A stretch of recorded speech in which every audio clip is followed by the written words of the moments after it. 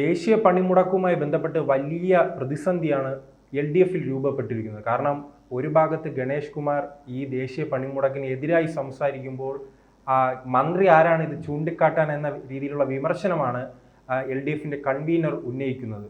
ഈ തർക്കം എവിടെയായിരിക്കും അവസാനിക്കുക? അല്ല, KV ഗണേഷ് കുമാർ ജനങ്ങളുടെ പക്ഷത്ത് നിൽക്കുകയാണ്. ഇപ്പം നമ്മൾ കാണുന്ന ഈ KSRTC തന്നെ ഒരുവിധം നല്ല വഴിക്ക് എത്തിച്ചില്ലേ. ഇപ്പം നമുക്കറിയാൻ കഴിയുന്നത് ഈ സ്ഥിരം ജീവനക്കാർക്കൊക്കെ കൃത്യമായി ശമ്പളം കിട്ടുന്നുണ്ട്. എംപാനൽക്കാർക്ക് മുടങ്ങുന്നുണ്ട്, പക്ഷേ എന്നാലും അത് എത്തിക്കുന്നതിൽ വളരെ ശ്രദ്ധിക്കുന്നുണ്ട് ഗണേഷ് കുമാർ എന്നുള്ളതാണ്. അപ്പോൾ കാര്യങ്ങൾ ഭംഗിയായിട്ട് കൊണ്ടുപോവുകയാണ്. അങ്ങനെ കൊണ്ടുപോകുമ്പോൾ ഈ KSRTCയെ പിന്നെയും തകർക്കാൻ വേണ്ടിയാണ്. യഥാർത്ഥത്തിൽ ഈ പണിമുടക്കെന്ന് പറയുന്നത് അനാവശ്യമായിട്ടുള്ളതാണ്. നമ്മുടെ ഈ സർക്കാർ ജീവനക്കാർക്കൊക്കെ. അല്ല, നാം ഗണേഷ് കുമാറിനെ പറയുമ്പോൾ മുൻപുള്ള മന്ത്രിയെ കുറിച്ച് ഒന്ന് ഓർക്കണം, ആന്റണി രാജു ആയിരുന്നുവെങ്കിൽ എന്താണ്, അയ്യോ CPM പറയുന്നതല്ലേ, നമ്മൾ അതുപോലെ അനുസരിക്കണമെന്നും പറഞ്ഞ് അവിടെ കിടക്കും. അങ്ങനെ ചെയ്യുന്ന ആളാണ്, അതിന് അപ്പുറം ഇല്ല. അപ്പോൾ ഗണേഷ് കുമാർ മുമ്പും മന്ത്രിയാകുന്നതിന് മുമ്പും ചില കാര്യങ്ങളൊക്കെ ഇദ്ദേഹം തുറന്നടിച്ചിട്ടുണ്ട്. ഇപ്പോഴും ഞാൻ ഓർക്കുന്നത് ഏതാണെന്നറിയാമോ? നിയമസഭയിൽ പിണറായി വിജയനോട് ചോദിച്ച ഒരു ചോദ്യമാണ്. അതായത് ഈ നമ്മുടെ കേരളത്തിലെ ഈ IPS IAS വീടുകളിലൊക്കെ പോലീസുകാരെ കൊണ്ട് നിർത്തിയിട്ടുണ്ട്. പട്ടിയെ കുളിപ്പിക്കാനും പച്ചക്കറി വാങ്ങാനും അവിടുത്തെ വീഴ്പ്പലക്കാനും ഒക്കെ ആയിട്ട്. ഈ ഇപ്പോൾ കയറുന്ന പോലീസുകാരെന്നൊക്കെ പറഞ്ഞു കഴിഞ്ഞാൽ അവരൊക്കെ ഹൈലി ക്വാളിഫൈഡ് ആണ്. അവർ ഈ ചിലപ്പോൾ എനിക്ക് തോന്നുന്നു അവിടെ ചിലപ്പോൾ പട്ടിയെ കുളിപ്പിക്കാൻ നിർത്തിയിരിക്കുന്ന പോലീസുകാരൻ ചിലപ്പോൾ സിവിൽ സർവീസിന് കോച്ചിങ്ങിന് പോകുന്നതും കൂടിയായിരിക്കും, ചിലപ്പോൾ റിസർച്ചുകാരനായിരിക്കും. പണ്ടായിരുന്നു 7ാം ക്ലാസ്സും 8ാം ക്ലാസ്സും ഒക്കെ. എന്നിട്ട് ഗണേഷ് പറഞ്ഞത് അങ്ങനെയുള്ളവരെ എന്തിനാണ് നിർത്തുന്നത്? ശരി, അവർക്ക് അവിടെ പട്ടിയെ കുളിപ്പിക്കാനും പച്ചക്കറി വാങ്ങാനും പോകാനും ഒക്കെ ആയിട്ട് സ്റ്റാഫിനെ വേണം. അതിന് പ്രത്യേകം ക്ലാസ് 4 ജീവനക്കാരിലെ പ്രത്യേകം നിയമനം നടത്തുക. അപ്പോൾ കുറച്ച് പേർ കൂടി ജോലി കിട്ടുമല്ലോ. ഇത്തരത്തിൽ ക്വാളിഫൈഡ് ആയിട്ടുള്ളവരെയാണ് നൽകാൻ കഴിയുമെന്നുള്ളതാണ്. ഇത് പിണറായി വിജയന്റെ മുഖത്ത് നോക്കി ചോദിച്ചല്ലോ അസംബ്ലിയിൽ. പിണറായി വിജയന് അതിന് കൃത്യമായ ഉത്തരവൊന്നും കൊടുത്തില്ല എന്നുള്ളതാണ്. അങ്ങനെ ചില കാര്യങ്ങൾ തുറന്നടിക്കും KV ഗണേഷ് കുമാർ. തുറന്നടിക്കുക എന്ന് പറഞ്ഞാൽ അത് ജനപക്ഷത്ത് നിന്നുകൊണ്ടാണ് ചോദിക്കുന്നത്. ഇപ്പം ചോദിക്കുക, ഈ സമരം കൊണ്ട് ആർക്ക് നേട്ടം ഉണ്ടാകുന്നു? സർക്കാർ ജീവനക്കാർക്ക് സുഖമാണ് കേട്ടോ, ഓഫീസിൽ പോകണ്ട, ശമ്പളം കിട്ടും, നമ്മുടെ നികുതി പണം ഇവൻ ജോലി ചെയ്തില്ലെങ്കിലും കിട്ടും. ഈ ഓർക്കുന്നുണ്ടോ കോവിഡ് കാലത്ത് വന്ന ലോക്ക്ഡൗൺ പോകരുത് എന്ന് ആഗ്രഹിച്ചത്, അല്ലെ കോവിഡും പോകരുത് എന്ന് ആഗ്രഹിച്ചത് ലോകത്തുള്ള ഒരു ജനവിഭാഗമാണ് കേരളത്തിലെ സർക്കാർ ഉദ്യോഗസ്ഥന്മാർ. ഇത് വളരെ ഉയർന്ന ഒരു ഉദ്യോഗസ്ഥൻ തന്നെ എന്നോട് പറഞ്ഞ കാര്യം തന്നെയാണ്. സർക്കാർ ജീവനക്കാരുടെ ആഗ്രഹം ലോക്ക്ഡൗൺ തുടരണമെന്നാണ്. കാരണം ഓഫീസിൽ പോണ്ട, വണ്ടിയിൽ പെട്രോൾ അടിച്ച് പോവുകയല്ലേ, അല്ലെങ്കിൽ ടിക്കറ്റ് എടുത്ത് ബസ്സിൽ യാത്ര ചെയ്ത് പോവുകയല്ലേ, അതെല്ലാം ലാഭമാണ്. ശമ്പളം കൃത്യമായിട്ട് 1-ാം തീയതി അക്കൗണ്ടിൽ എത്തുകയും ചെയ്യുന്നുണ്ട്. എന്തായിരുന്നു സുഖം? അറുമാദിച്ച് കഴിഞ്ഞില്ലേ. അവർക്ക് എന്താ ഈ സമരം വന്നാലൊന്നും ഒരു പ്രശ്നമില്ല.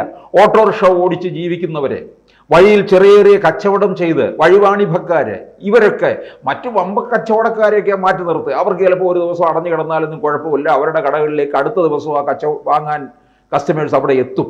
പക്ഷേ വഴിയരികിൽ കച്ചവടം ചെയ്യുന്നവരും മറ്റുള്ള ചെറിയ ചെറിയ കടകൾ നടത്തി ജീവിക്കുന്നവരുടെയും അപ്പോൾ കിട്ടേണ്ട കച്ചവടമാണ്, അത് മുഴുവൻ മുടങ്ങുകയാണ്. പിന്നെ എത്ര കോടിക്കണക്കിന് നഷ്ടമല്ലേ ഉണ്ടായിക്കൊണ്ടിരിക്കുന്നത് മുഴുവൻ, ഇതെല്ലാം അടഞ്ഞു കിടക്കുമ്പോൾ ഉണ്ടാകുന്നത്. അപ്പോൾ ഇതിനൊക്കെ കൂട്ടു നിൽക്കുന്നത് തൊഴിലാളി പ്രസ്ഥാനം എന്ന് പറയുന്നത് ഈ KSRTCയിലെ പ്രബലമായ യൂണിയൻ ഏതാണ്? CITU അല്ലേ. ഈ CITU NTUC ഒക്കെ തന്നെ ഒരു കാലത്ത് തിന്ന് എടുത്ത ഒരു ഡിപ്പാർട്ട്മെൻറ്റാണ് ഈ KSRTC. അങ്ങനെയാണ് ഇത് നശിച്ച് നാറാണക്കല്ല് വെച്ചത്. അതിനെയാണ് ഒന്ന് ഉയർത്തിക്കൊണ്ട് വരാനായിട്ട് ഗണേഷ് കുമാർ അദ്ദേഹം പറയുകയാണ്, ഒരു ദിവസം സർവീസ് നടത്തിയില്ലെങ്കിൽ കോടികളുടെ നഷ്ടമാണ് ഉണ്ടാകുന്നത്. അതെ, ഞാൻ ചോദിച്ചോട്ടെ, കൃത്യമായിട്ട് അദ്ദേഹം ഈ ആവശ്യമില്ലാത്ത സർവീസുകൾ നിർത്തലാക്കി ജനോപകാരപ്രദമായിട്ടുള്ള പുതിയ കാലത്തിനനുസരിച്ചുള്ള ചില സർവീസുകൾ കൊണ്ടുവന്നു. ചില ടൂറിസ്റ്റ് കേന്ദ്രങ്ങളിലേക്ക് ബസ് വിടുന്നു, അത് ബൾക്കായി ബുക്ക് ചെയ്ത് പോകാനുള്ള സൗകര്യം ഒരുക്കുന്നു. അങ്ങനെ നിരവധി സൗകര്യങ്ങൾ അദ്ദേഹം ഒരുക്കിക്കൊണ്ടുവന്നു. അതായത് ചില ഫെസ്റ്റിവൽ നടക്കുന്നിടത്തേക്ക് പ്രത്യേകമായിട്ട് KSRTCയുടെ വാഹനം ചെല്ലുന്നു. അപ്പോൾ അവിടെ ചെന്ന് ആൾക്കാർക്ക് ഇറങ്ങാനുള്ള സൗകര്യം ഉണ്ടാകുന്നു. അപ്പോൾ ഇതിപ്പോൾ ഇന്ന് വണ്ടി ഒന്നും 24 മണിക്കൂർ ഓടാതെ കിടക്കുമ്പോൾ ഉണ്ടാകുന്ന നഷ്ടം, ഒരു ദിവസത്തെ നഷ്ടം ഉണ്ടാകുമ്പോൾ ഇതാര് പരിഹരിക്കും? ഇവർക്ക് 1-ാം തീയതി ശമ്പളം കൊടുക്കേണ്ട ഈ KSRTC ജീവനക്കാർക്ക് മുഴുവൻ അതെവിടെ ചെന്ന് പരിഹരിക്കും എന്നുള്ള ചോദ്യമാണ്. അതിനാണിപ്പോൾ LDF കൺവീനർ പറയുന്നത് ഈ കാര്യം പുറത്ത് ചർച്ച ചെയ്യാൻ പാടില്ല, ഇനി അത് LDF യോഗത്തിൽ, ഇടതുമുന്നണി യോഗത്തിൽ ചർച്ച ചെയ്യുമെന്ന്. അങ്ങനെയാണെങ്കിൽ വലിയ വിമർശനമായിരിക്കുമോ ഗണേഷ് കുമാറിനെ കാത്തിരിക്കുക? ആണോ? അപ്പൊ ഘടകകക്ഷികളെല്ലാം ഇടഞ്ഞു തുടങ്ങിയല്ലേ? ജോസ് കെ മാണി വന്യജീവി, മനുഷ്യരും വന്യജീവിയായിട്ടുള്ള സംഘർഷം, അത് നിയമസഭ വിളിച്ചുകൂട്ടി ചർച്ച ചെയ്യണമെന്ന് ആവശ്യപ്പെട്ടിരിക്കുന്നു. മുഖ്യമന്ത്രി ഇല്ലാത്ത സമയത്താണ് ഇത് പറഞ്ഞിരിക്കുന്നത്. അപ്പോൾ ഇത് മുന്നണിയിൽ പറയേണ്ട കാര്യമാണ്, പരസ്യമായിട്ട് പറഞ്ഞിരിക്കുകയാണ്. അപ്പോൾ എന്താണ്? അപ്പോൾ ഗണേഷ് കുമാറും LDFിൽ നിന്ന് ഇറങ്ങുകയാണോ? അങ്ങനെ സംശയിക്കേണ്ടിയിരിക്കുന്നു. കാരണം ഇതിന് ഇപ്പോൾ മന്ത്രി ആയിട്ടിരിക്കുകയാണല്ലോ. അവിടെ ഇരുന്നുകൊണ്ട് ഇത് പറയുമ്പോൾ അപ്പോൾ പാർട്ടിയെ ധിക്കരിക്കുന്നു എന്നുള്ളതും വരും, മുന്നണിയെ ധിക്കരിക്കുക എന്നുള്ളത് അവർ കണ്ടെത്തും എന്നുള്ളതാണ്. അല്ലെങ്കിലോ CPM ഘടകകക്ഷികളെ മുഴുവൻ വിഴുങ്ങാനായിട്ടിരിക്കുകയാണ് ഒന്നൊന്നായിട്ട്. ഇവർക്കിനി അടുത്ത തവണ കുറേ ഘടകകക്ഷികൾ ഇല്ലാതായി പോകും. ഇപ്പം കടന്നപ്പള്ളി ആകെ ഒരാളേ ഉള്ളൂ. കടന്നപ്പള്ളിയുടെ കോൺഗ്രസ് അതിൻ്റെ മീറ്റിംഗ് കൂടിയാൽ കടന്നപ്പള്ളി തന്നെ ചെന്നിട്ട് വേണം മേശയും കസേരയൊക്കെ പിടിച്ചിടാൻ. അങ്ങനത്തെ ഉള്ള ഒരാളാണ് അദ്ദേഹം. പ്രായവുമായി കേട്ടോ, ഇനി അത് മത്സരിക്കാനില്ല. പിന്നെ ജനാധിപത്യ കേരള കോൺഗ്രസ് ആന്റണി രാജു ആ മണ്ഡലവും പിടിച്ചടക്കും.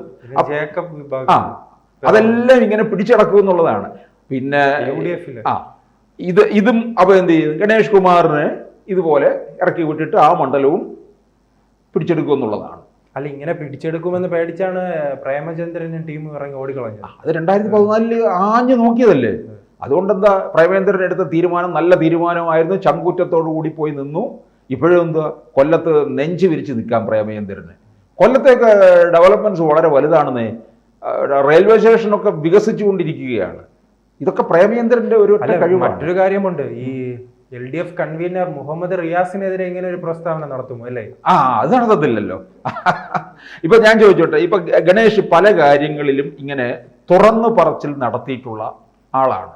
തൻ്റെ ഇപ്പൊ അന്ന് എല്ലാവരും പറഞ്ഞു, മന്ത്രിയാകാൻ വേണ്ടിയിട്ടുള്ള പറച്ചിലാണ് ഇതെല്ലാം എന്ന് പറഞ്ഞുകൊണ്ടിരുന്നു.